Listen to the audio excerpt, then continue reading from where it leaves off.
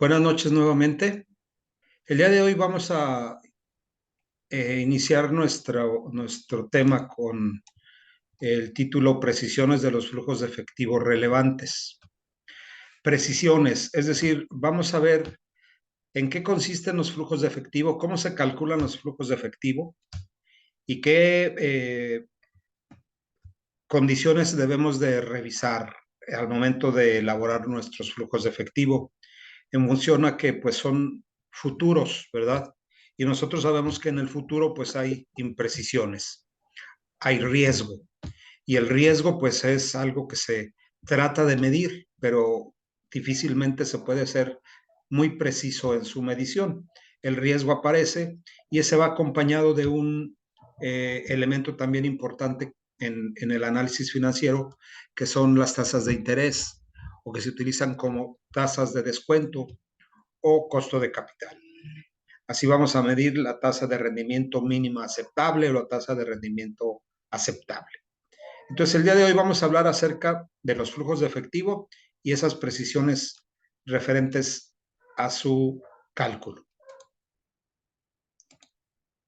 ¿Qué son los flujos de efectivo relevantes? Bueno, los flujos de efectivo relevantes asociados con el proyecto son aquellos que se dan, ya sea un proyecto de inversión relacionado con la venta de un producto, con la elaboración de un nuevo producto, por cambio en una línea de productos o en los procesos de producción. Puede ser también la creación de una nueva empresa y que va a producir todo por primera vez. Entonces, los flujos de efectivo relevantes son aquellos asociados con el proyecto. Estos son los flujos de efectivo incrementales que se esperan solo si se realiza una inversión. Es decir, vamos a poder nosotros hacer un análisis con estos flujos, ¿verdad? En el momento en que veamos o podamos comparar los mismos con otras entradas o salidas que ocurren en un momento en el tiempo dentro de la misma empresa. Vamos a ver cada uno de estos elementos de manera particular. Bueno, ¿cuáles son los componentes o de qué se componen los flujos de efectivo? Los flujos de efectivo se componen de tres tipos. La inversión inicial, las entradas y salidas operativas de efectivo y el flujo final.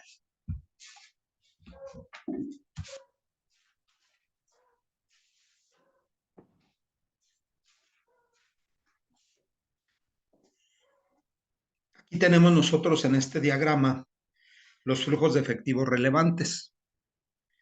Tenemos en la línea del tiempo, como ustedes ya la conocen, en el tiempo cero hay un desembolso o una inversión inicial de 50,000. Un ejemplo, claro es. Y luego vienen flujos de efectivo durante los siguientes 10 años. Esos flujos de efectivo son de 4,000, 5,000, 6,000, 7,000 y así sucesivamente hasta el año 9. Y en el año 10 hay otro flujo de 10,000, ¿verdad? Es decir, en el último año el flujo es de 10,000. Pero en ese último año hay un flujo de efectivo final de menos 25,000. ¿A qué corresponden o qué significan cada uno de ellos? Bueno, pues el primero lo tenemos creo que muy claro, ¿no? Si estamos hablando de un nuevo proyecto, pues hay una inversión inicial y esa inversión inicial arroja estos flujos. Al final del proyecto, que son 10 años, hay un flujo final. ¿A qué corresponde este? Bueno, pues vamos a ver un poquito más adelante que esto correspondería o pudiera corresponder a la venta de los activos inicialmente adquiridos para el proyecto, es decir, parte de la inversión inicial. Bueno, vamos a verlos. ¿En qué consisten cada uno de ellos? La inversión inicial, ¿cómo se calcula? Bueno, pues es el costo instalado de un activo nuevo. Hablamos de un activo o de 10 activos o de 20 activos o el número de activos que compongan un proyecto inicial. El costo del activo más el costo de instalación.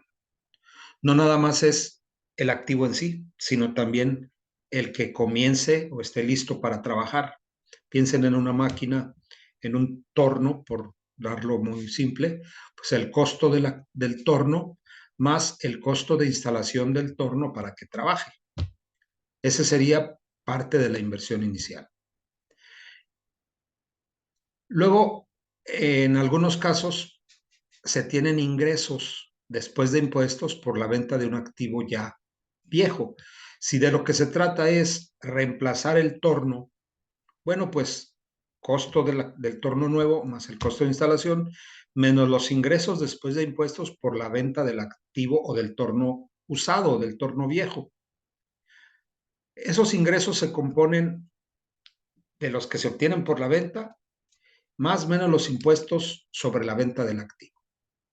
Contablemente, ustedes saben que cuando se deprecia un activo, pues su valor en libros es cero. Y si se vende por encima del valor en libros, se obtiene un ingreso adicional. Sobre ese ingreso adicional hay que pagar un impuesto. Entonces, pues ese impuesto se resta al ingreso por la venta del activo, ¿verdad? Tenemos ahí el caso. Si todavía no se depreciara el torno en el momento en que se va a cambiar, pues habrá un valor en libros. Y si se vende por debajo del valor en libros, pues se tiene un ingreso por debajo de ese valor, por lo que tenemos un impuesto a favor.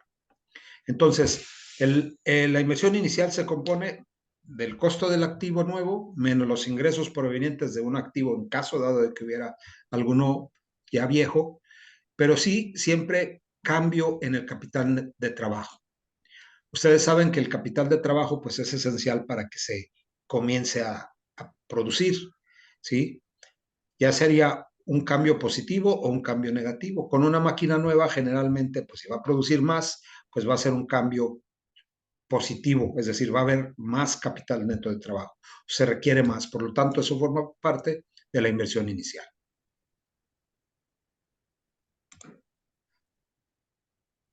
Aquí tenemos un ejemplo del cálculo del cambio en el capital neto de trabajo. Sabemos que el capital neto de trabajo comprende los activos corrientes y los pasivos corrientes. Es decir, la resta, ¿no? Activos corrientes menos pasivos corrientes, pues me da el capital de trabajo. Aquí tenemos efectivo en el ejemplo hipotético, más 4,000 se requieren, más 10,000 por cuentas por cobrar, más inventarios por 8,000. Entonces se requieren activos corrientes más 22,000, aparte de la inversión inicial en la maquinaria o en el torno, se requieren 22,000. Sin embargo, habrá pasivos corrientes más eh, cuentas por pagar y más deudas acumuladas. Eso suman 9,000. 22,000 menos 9,000, tenemos un cambio en el capital neto de trabajo de 13,000. Eso se suma a la inversión inicial que tenemos aquí en la diapositiva anterior. Bueno, ese es el monto de la inversión inicial o el flujo de la inversión inicial. Luego tenemos los flujos de efectivo operativos, es decir, ya cuando el torno está trabajando, pues cuánto va a arrojar de ventas, 4,000, 5,000, 6,000, 7,000 cada año, ¿verdad? Hipotéticamente. Tenemos entonces las entradas de efectivo operativas. ¿Estas qué son? Pues no son otra cosa más que estados de resultados, ¿verdad?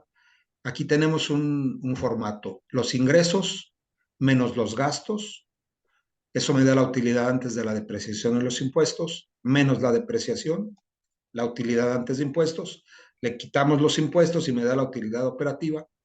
A esa utilidad operativa le sumamos la depreciación que en renglones anteriores le restamos a la utilidad antes de la depreciación y nos da las entradas de efectivo operativas, es decir, los flujos de efectivo de operación, los FEO, ¿verdad? Este es un estado de resultados. Por eso cuando hacemos un proyecto de inversión, lo que se proyectan los estados de resultados, que no son otra cosa más que los flujos de efectivo de operación. Y por último tenemos el flujo de efectivo final, que si se nos remonto a la gráfica, pues serían esos 25,000, ¿verdad? ¿De dónde provienen? Bueno, los flujos de efectivo finales provienen de los ingresos después de impuestos por la venta de un activo nuevo, el torno que estamos hablando del ejemplo hipotético, ¿no?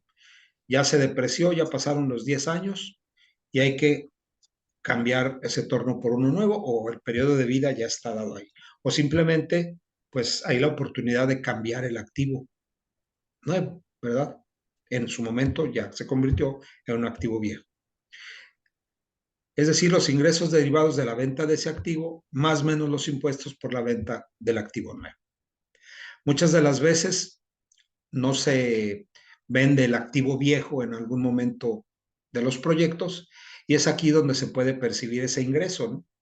Ingreso después de impuestos por la venta de un activo viejo, que es el mismo tratamiento, ingresos menos los impuestos que se cargan sobre los ingresos adicionales al valor en libros del activo viejo.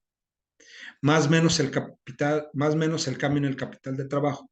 Bueno, pues eso me da el flujo de efectivo terminal, que en el ejemplo que trae aquí el texto, pues me habla de esos menos 25,000, que están compuestos de los ingresos menos los impuestos, más el capital, cambio en el capital neto de trabajo.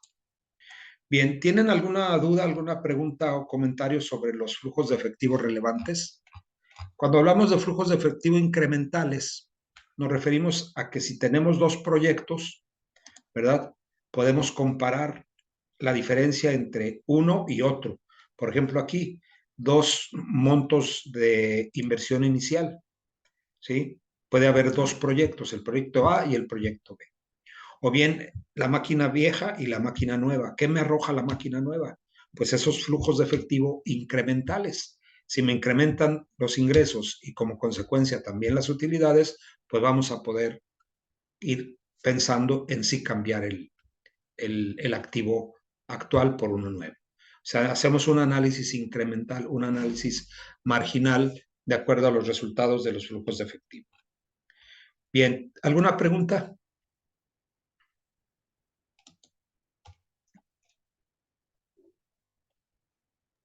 Por ahora no, maestro. ¿No? Ok. Tenemos 8 participantes en esta sesión, pues ya es más que uno o dos que teníamos los viernes. Espero que sus compañeros poco a poco se vayan acostumbrando a tener nuestra sesión los martes. No va a ser sesiones muy extendidas, puesto que pues tenemos máximo 40 minutos para ello, pero pues sí son útiles para poder guiar al menos para la próxima para las próximas semanas lo que son las actividades que se tienen que realizar, ¿verdad? Bueno, continuamos entonces. Como mencionaba yo al principio, los flujos de efectivo, ¿verdad? Son aquellos que se asocian con los proyectos de inversión. Sin embargo, estos flujos de efectivo que ya calculamos, el que prácticamente no hay incertidumbre en su estimación es en la inversión inicial.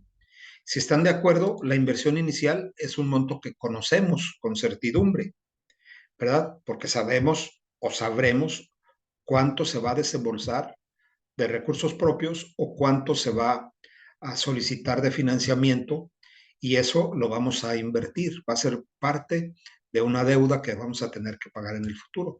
Eso es totalmente cierto. Lo que es incierto son estos flujos, los flujos que se van a dar año con año y aún también el flujo de efectivo final, porque no hay ninguna garantía en el futuro de que se pueda vender el activo que se compró como nuevo, o bien que el viejo se haya podido vender o que se venda al final. Igual la parte del cambio de capital neto de trabajo en el futuro es incierta.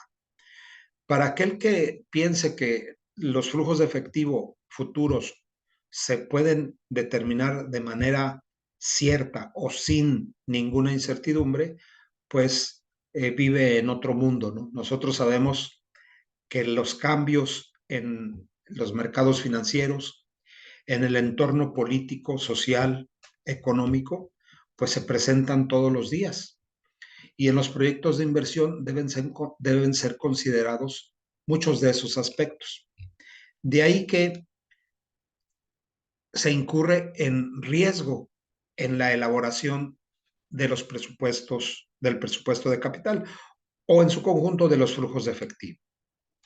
No todos los proyectos son igualmente riesgosos y la aceptación de uno de ellos puede modificar el riesgo general de la empresa. La empresa puede incurrir en mayor riesgo si se acepta uno u otro proyecto, ¿verdad? ¿Por qué? Porque estos pueden traer consigo altos niveles de riesgo.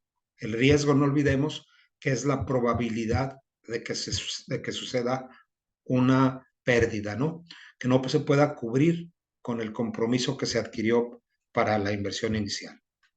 Los administradores usan enfoques conductuales en su tratamiento del riesgo para obtener una apreciación general del riesgo del proyecto, mientras otros enfoques tratan de cuantificarlo y medirlo.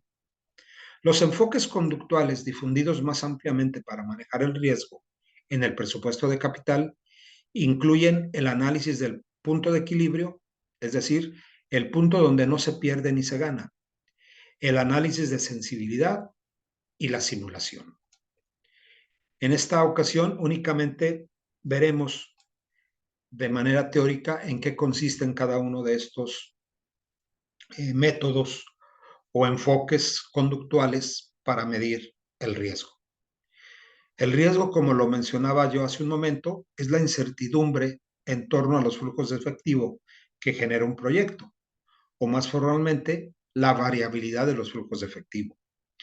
No quiere decir que los flujos de efectivo vayan a ser los mismos, o que si no son los mismos, entonces ya el proyecto totalmente está descontado. No, sino que esos flujos de efectivo pueden tener variaciones y dependiendo de la variación del flujo de efectivo pronosticado o proyectado con el real o el esperado con el real, si esa variabilidad es alta, pues el riesgo es muy alto.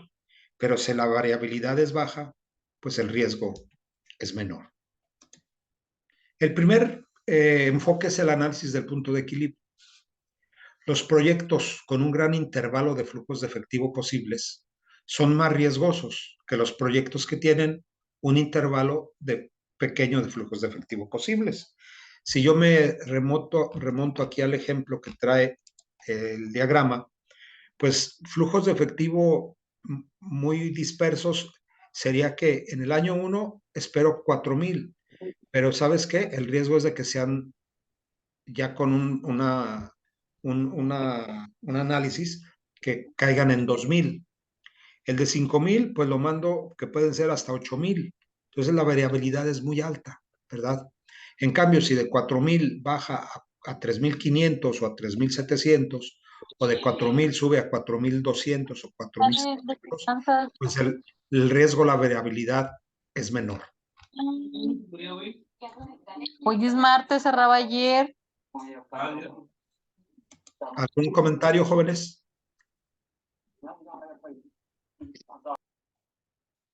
¿No? Ok. No Bueno, escuchamos.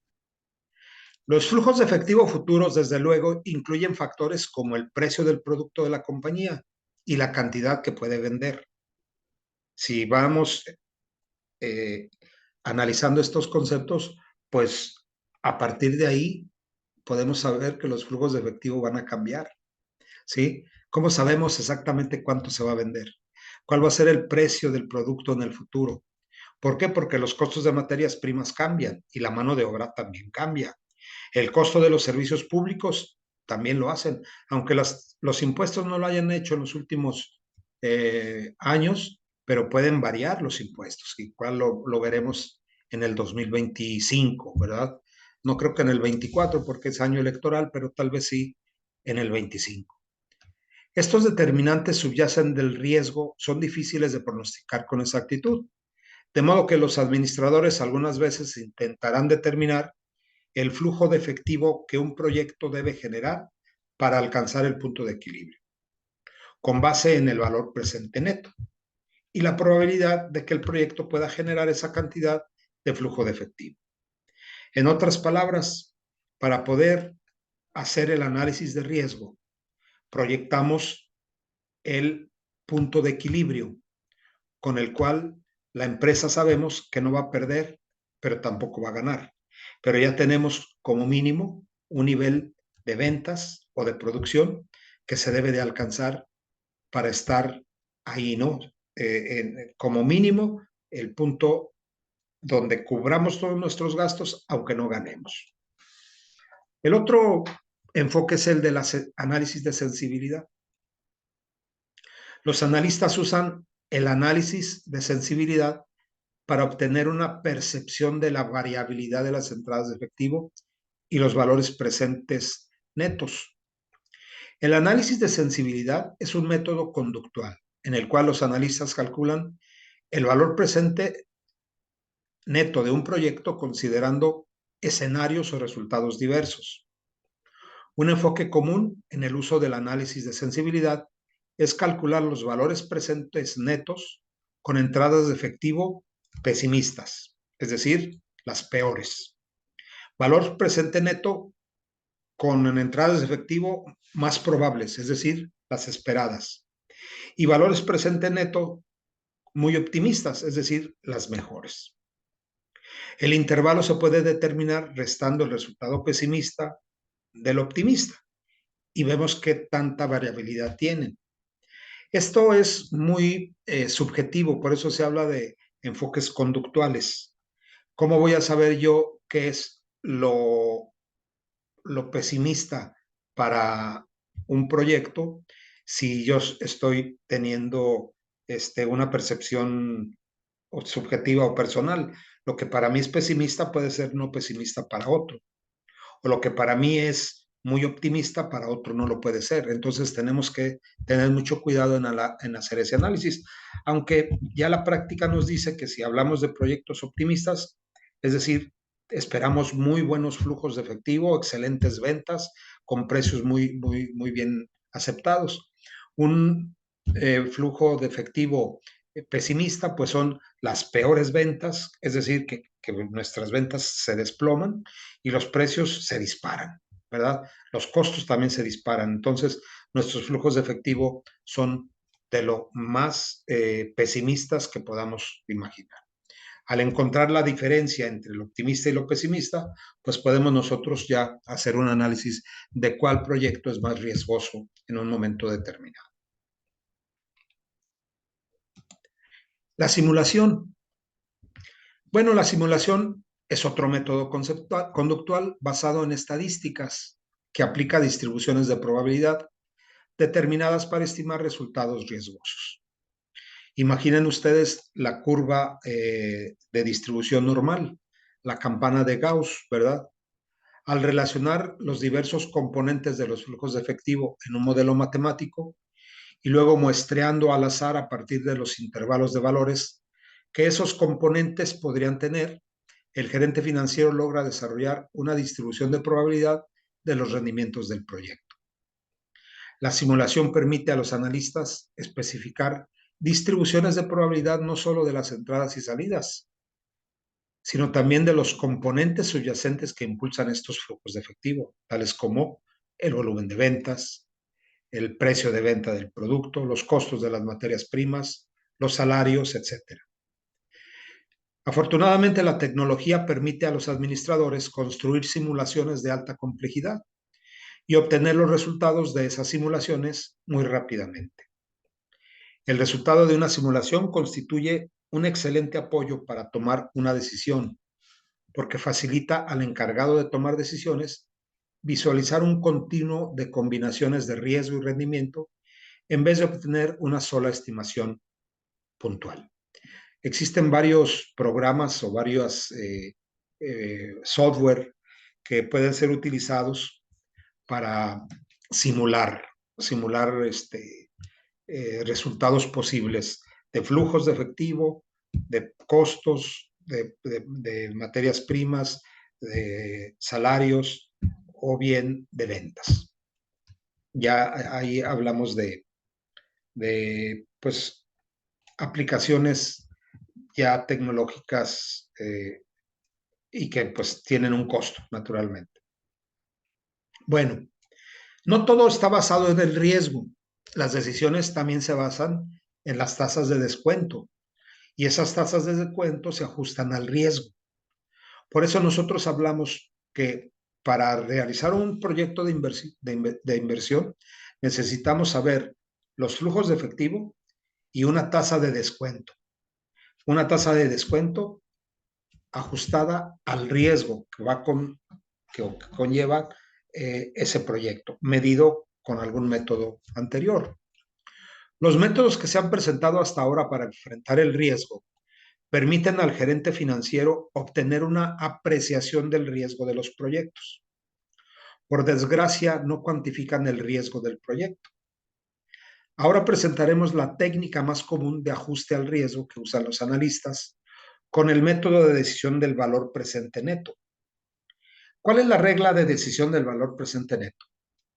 Bueno, pues hay una regla, ¿no?